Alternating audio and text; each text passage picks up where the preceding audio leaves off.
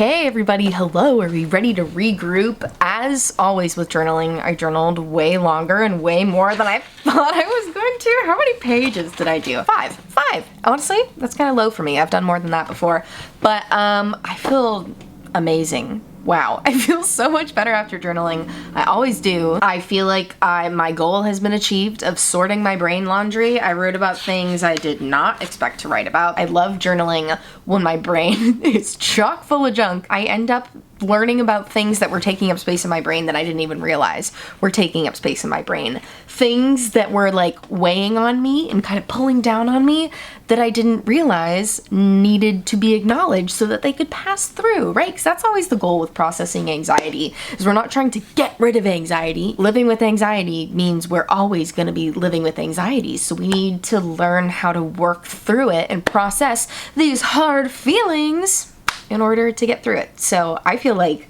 I had some real breakthroughs in the old journal today that I'm feeling good about. I'm feeling a lot lighter. That's how I know if I'm fully done journaling, if I've had a good journaling session, I feel like I have a big weight off my back afterwards, which is a wonderful feeling. It's a natural high. I definitely recommend you check it out. I hope you got some good journaling done too. Let me know in the comments. No, you don't have to tell me what you journaled about if you don't want to, but tell me what your journal looks like. I would like to know, because mine's super cute. Mine's got little mushrooms on it. I got it at Marshall's. It's got little mushrooms, little flowers on it, and it's my favorite color. It's purple. And I also really like it because it's got the dates at the top. It's got like all the months, so I can circle the month and then circle the day, which is wonderful because I always like to date my journals so that when I go back and read them years later, I can know what time, what point in my life I was at, so I can, get some context there. Anyway, thanks so much for listening to a kind of episode of the podcast, kind of not episode of the podcast. If this is your way finding my channel, one, I'm sorry the lighting is so bad. The sun is hitting the apartment building across from me. I guess I could have just taken it down, but then you still see the light on me. And honestly, this is really beautiful. It reflects rainbows on the room. I'm putting it back. Now it's like swinging and hitting the window. Anyway, if you've just found me through this video, this is my first time doing a journal with me video, but if you liked it, I'll do it again. Honestly, even if you didn't like it, I'll do it again. It's very easy for me to just turn on the camera while I'm journaling, and it helped me knowing that you guys were like in the future going to be doing it with me. ADHD co-working, it does something for the brain. Parallel play, right? There's so many different names to call it, but yeah, that is what we just did. I had a great time doing it, and I hope to do it again real soon. Bye.